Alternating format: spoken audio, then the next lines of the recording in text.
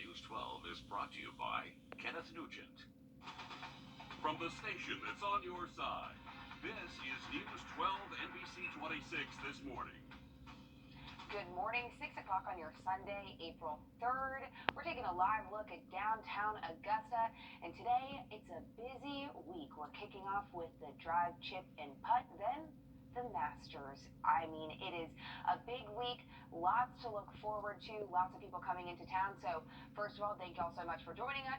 But Chris, we need to, big week, lot to expect. What do we have weather-wise? Well, we do have a whole week of events going on, so there are going to be weather changes throughout those 7 days, and we'll talk all about it in detail. We'll take care of your Sunday right now, and we are off to a cool start. We're in the low to mid 40s. There'll even be a few 30s out there before the morning is over, and that's going to put us around 52 degrees at 9 o'clock in the morning. By 10, not too bad, 59, but definitely a cool start. The normal low about 48 degrees, and we are well below that this morning. And there's a live look at Riverwatch Parkway right here in front of the Wrdw studio, and not a whole lot going on other than a lot of very chilly weather out there. Currently 41 degrees. We do have calm winds and clear skies, a perfect recipe for a very chilly morning. It won't be cool long. We'll have lots of sunshine throughout the day today. We'll be up to about 59 degrees by 10 o'clock. Look at those afternoon temperatures. The average high today is 78, and this is going to be a typical April 3rd day. I think that'll be about what the high temperature is by about 4 or 5 o'clock in the afternoon. Dopplermax radar is dry out there. We do have clear skies, very dry air in place, so the humidity is going to be very, very low.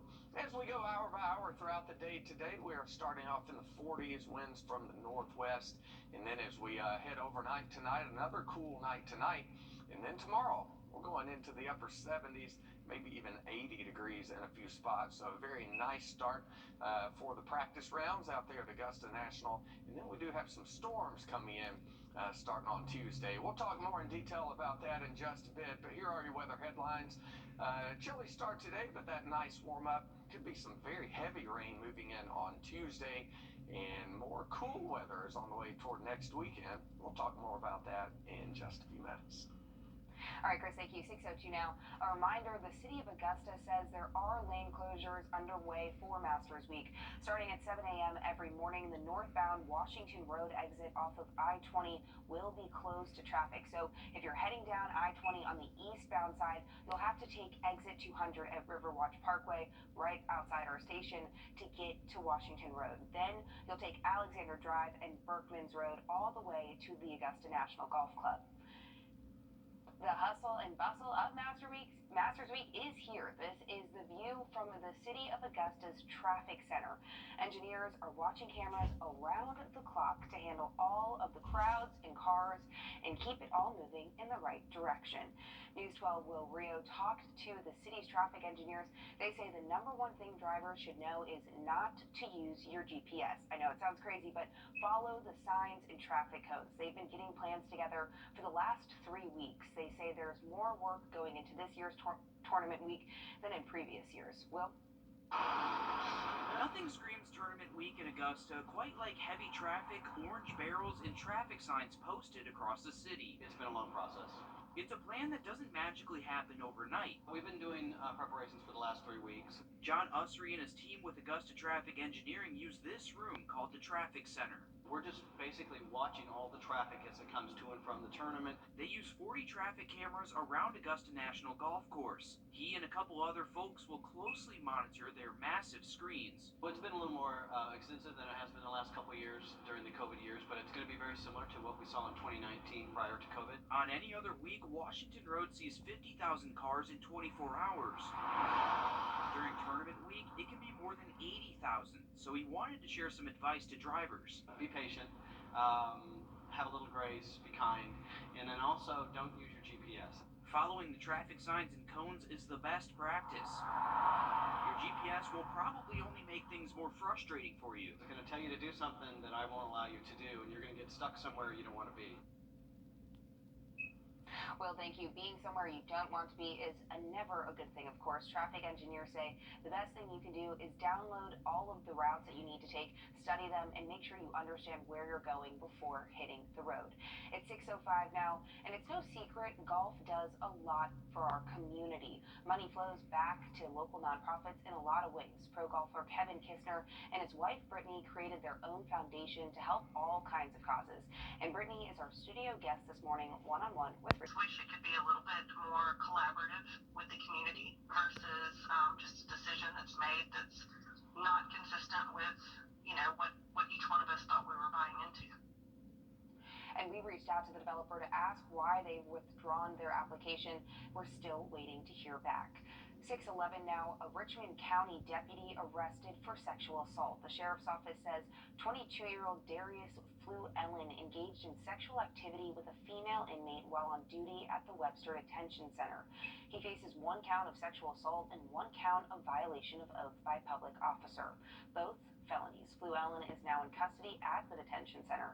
He's been on the force since September. The Columbia County Sheriff's Office is asking for your help finding this man suspected of hitting a kid riding a bike and driving away. They believe George Troll Jr. is connected to a hit and run Sunday evening. That's when a pickup truck hit a juvenile riding a bike at Braddock Street and Maywood Drive in Martinez. If you have any information about this incident, you're asked to call the number on your screen. Also in Columbia County, the Sheriff's Office says a crew of about 8 thieves ransacked cars at the Wrights Farm neighborhood in Grovetown. You can see the 3 cars pull next to a driveway on a neighbor's doorbell camera. One of the suspects opens both cars and rummages through them before getting back into one of the getaway cars. Deputies say 4 cars were hit in the operation, but they have reason to believe the thieves tried to steal from many more homes. It's scary. Unsettling. This is actually very concerning because this is the second time since we moved here in January that I know of that this has happened. The Sheriff's Office says they're reviewing evidence to catch the thieves, and they say, as a reminder, always remember to lock your car doors, and if you have any handguns, get a gun safe made for your car. They say when those get in the wrong hands, they can be used for crimes and make it harder to catch the criminal. 6:13 now, a record number of golfers turning up to a tournament in Aiken today. We'll take you to the action just after the break. And you get the green light for the car wash forecast today. It will be a warm day after a nice cool morning in the 40s. We'll have a look at your 7-day forecast, which does have storms and some cooler weather when we come back. Life isn't a Good job, Ed. Good job, Ed. Good job. Good job. Thanks, Will. Organizers say they've raised $28,000 this year. So much fun and for a great cause. We're going to go and take a live look now outside at the gateway to Grovetown. And, traffic's pretty steady this morning. You can just barely see the sun starting to creep out. Chilly start to your Sunday morning, but big day today. We have the drive, chip, and putt. And obviously, big week ahead of us. So I'm going to throw things over to First Alert meteorologist Chris Dill. And Chris, just run with it. Yeah, a little bit of weather deja vu out there for you this morning because yesterday, a very chilly morning. We had a very warm afternoon. Today, about the same. It's almost as chilly, and it's going to be even warmer for the afternoon. A lot of sunshine in the forecast today. Tuesday is the big day we're keeping an eye on. We do have some heavy rain and the likelihood of some thunderstorms in the forecast Tuesday, and maybe even some rain on Wednesday and Thursday as well. So we'll have to keep an eye on those few days. And then behind that, we have some very cool weather headed in here, I think, for next weekend. For your fairway forecast on your Sunday, we'll have a northwest wind out there at 8 to 13, so maybe a little bit breezy toward the afternoon. 8 o'clock temperatures around 43. We'll be into the upper 60s by noon today and middle to upper 70s for the afternoon. WRDW I-20 camera this morning showing lots of clear skies out there this morning. Those 2 cars on I-20 were probably the same ones we just saw on the Grovetown camera. Who knows? But 41 degrees, very chilly out there this morning. Plenty of dew, but nothing in the way of frost. Not quite that cold out there this morning. In fact, Augusta Regional Airport, the coolest area in town. this morning, 42 in Thompson, so not far behind there, and a chilly morning in Edgefield over in Aiken, where your temperature is 44 degrees. Here's a look at our computer model as we move through the next few days. We'll start off tomorrow morning at 8 o'clock. We'll be keeping an eye on two different storm systems. This one will pass through and give us the likelihood of some very heavy rain, especially Tuesday afternoon into Tuesday night. This is noon on Tuesday. Showers in the forecast early in the day, but keep your eye on the yellows and the orange there. That heads in later in the day. And then by noon on Wednesday, we may get off to a dry start on Wednesday, but then System 2 starts to approach, and that's going to bring some rain later in the day on Wednesday that could last into the first part of Thursday. And then behind this, we have some very unseasonably cool air coming in for Friday into the weekend. So here is your 7-day forecast. A very nice day out there today. The high temperature 77, plenty of sunshine, really tumbling those temperatures tonight all the way down to about 40 degrees, but then we nearly double that for the afternoon at 79. 80% chance of rain and thunderstorms Tuesday, about a 30% chance of rain again late Wednesday into Thursday. And look at next weekend, we're going to have those highs in the low to mid 70s. The average is the upper 70s. Oh, wow! Wow! It's been dubbed the slap heard around the world. I'm sure you heard it. Actor Will Smith slapping comedian Chris Rock at last weekend's Oscars. Smith stormed the stage after a joke about his wife, Jada Pinkett Smith, who suffers from hair loss from alopecia. The incident on the national stage now has a local councilwoman speaking up about her own experience with the condition. Here's our Claire Allen with how she's using her platform to inspire others. For women, our hair is our crown. For so many, it's a symbol of their womanhood. But women with alopecia, it can mean so much more. Oh, it's just hair. It was just a hair joke. But then for me was the alopecia piece of it. Grovetown Councilwoman Soretta Smith is opening up about her journey with alopecia on her recent podcast. She's discussing the impact Chris Rock's infamous joke has on awareness. You know, it was a trigger for me. The councilwoman also interviewed a woman who suffers from the same form of alopecia that Jada Pinkett Smith has. I was hoping that we could find and start a dialogue and get people to understand that to some people it was more than just a joke. She wanted to shift the negative energy to focus on something that is real and affects millions of women every day. We want to uplift people, inspire people, and we have to use the platforms that we have wisely. Smith's main goal was to bring awareness to the condition and promote self-love along with confidence for all women on this journey. As a culture, as a society, we have a responsibility to lift one another up. In Augusta, Claire Allen, on your side. Thanks, Claire. And this disorder affects men and women alike. Right now, in the U.S., about 2.5 million people have alopecia. If you want to listen to the Councilwoman Smith's podcast, we have the link listed right here across your screen. We'll also attach it to the story posted on our website, wrdw.com, and our WRDW app. Plenty of pollen to go around today and tomorrow, but that rain on the way Tuesday will momentarily knock down those pollen levels. We do have the cooler weather on the way. We'll take another look at your 7-day forecast when we come back. There it is, 12 Law Call, every Sunday night at 11:30. Welcome back. Time now is 6:25. Here's our fishing forecast for your Sunday. Looking pretty good up there at Lake Thurmond. High temperature day will be about 77 degrees. It will be kind of cool out there, but a nice day again on Monday. We've got a shaded red there on Tuesday because we do have rain and thunderstorms. Not a very good day to be at the lake on Tuesday, and then maybe a few showers out there on Wednesday as well, but still very nice with those high temperatures Wednesday into the 80s. We won't make it into the 80s today, but we'll come close. We'll have high temperatures right around 77 degrees. That'll happen around 4 or 5 o'clock in the afternoon, and then stay pretty mild into the evening. We'll still be in the 70s, I think, until about 7 o'clock tonight.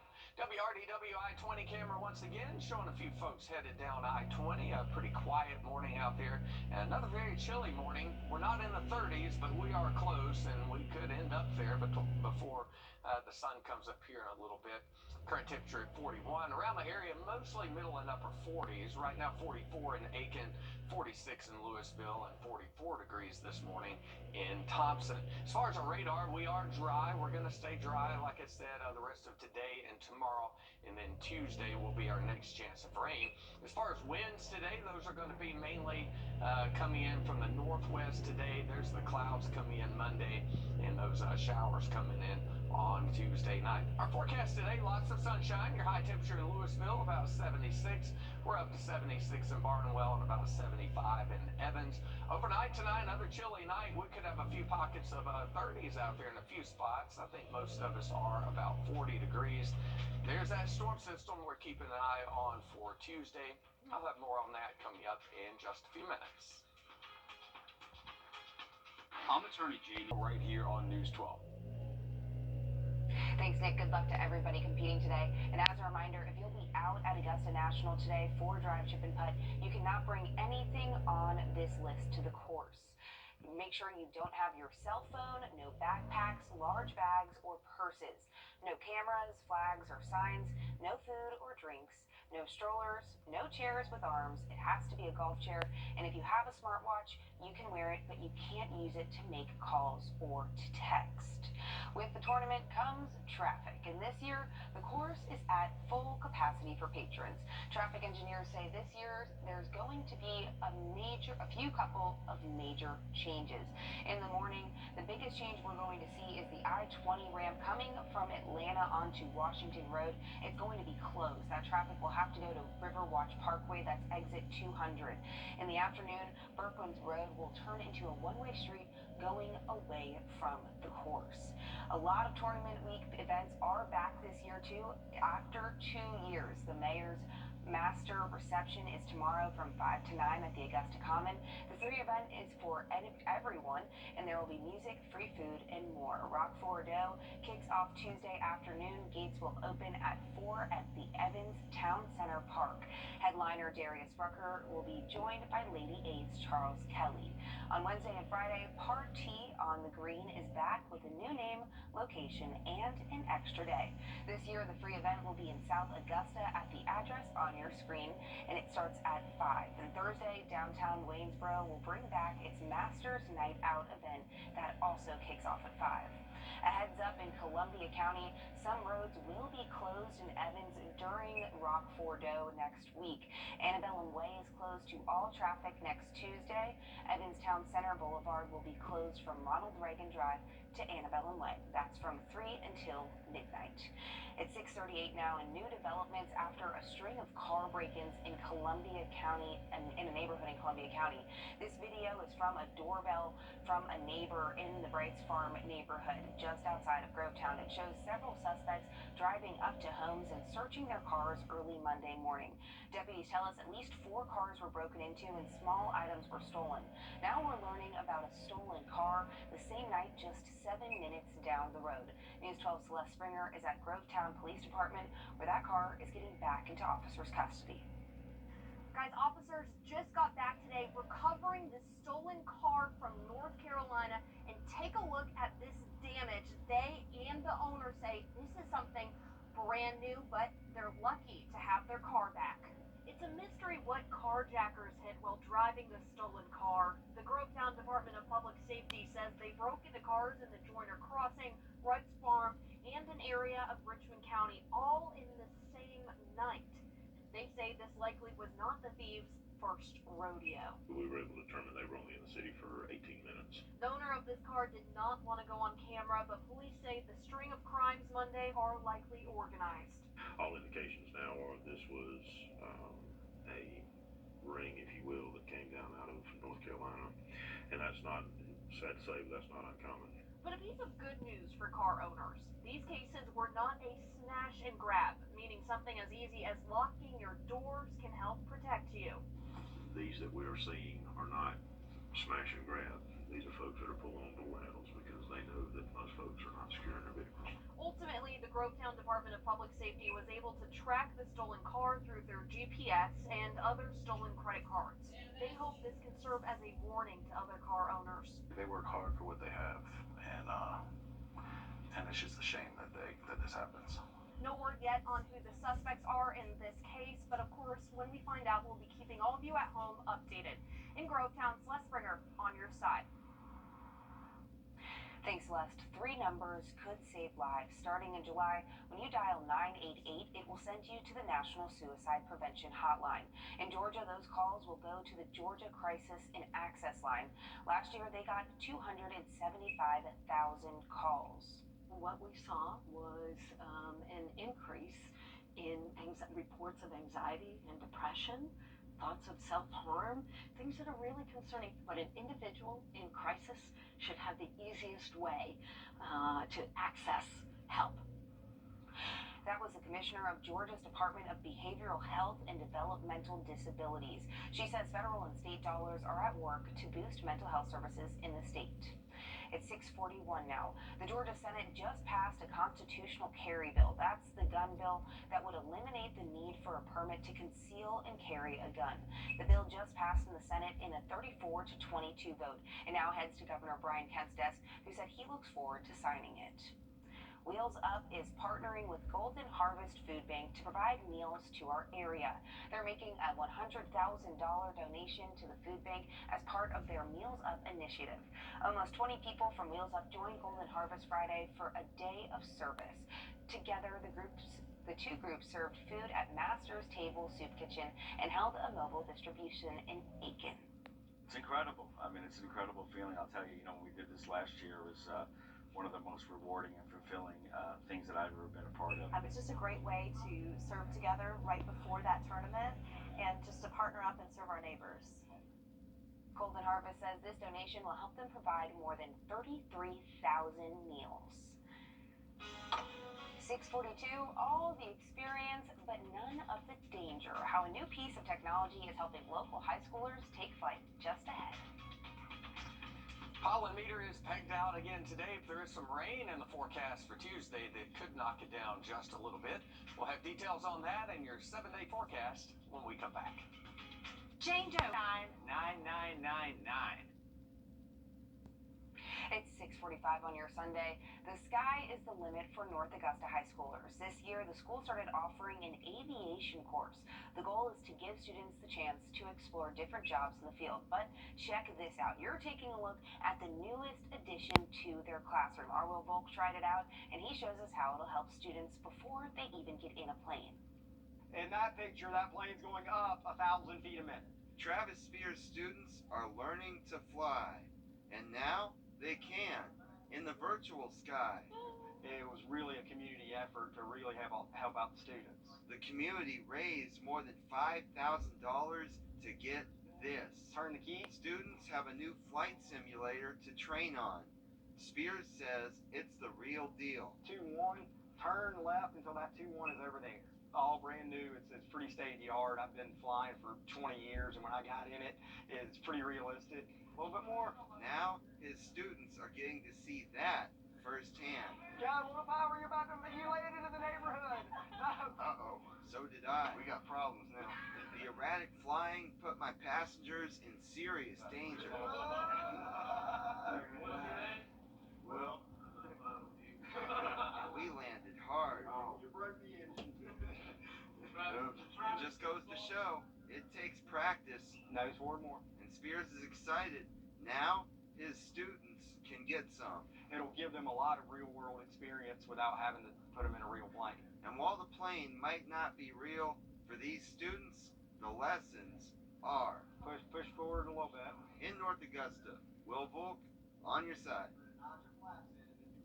Thanks, Will. Spears says the goal is to get students on the simulation every day. And let me just say, flying is one of my worst fears, so I do not want to get in a plane with any of them. And no offense to you, Will, either. I mean, hard landing, I will pass on that.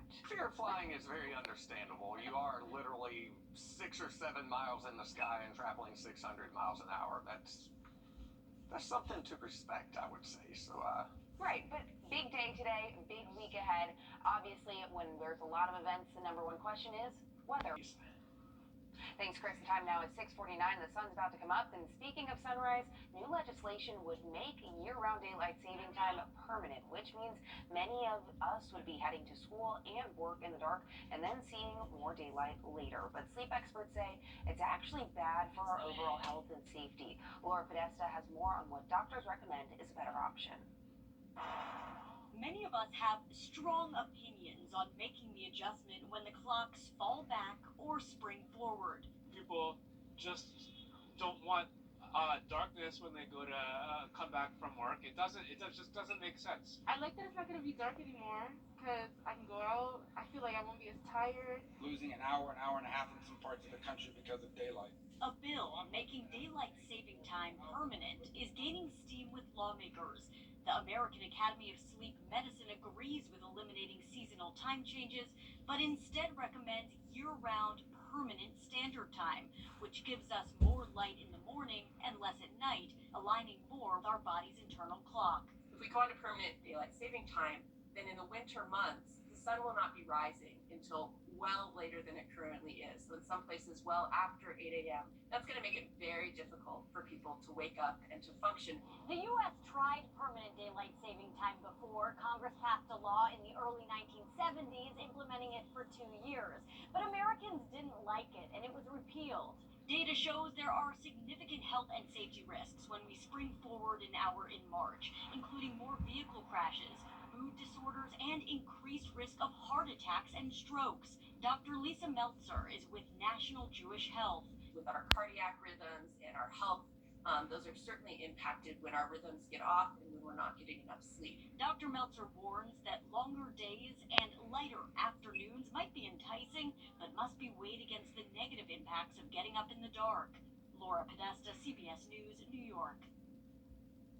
Thanks, Laura. If the House passes the Sunshine Protection Act bill, President Biden would sign it, and it would take effect next year.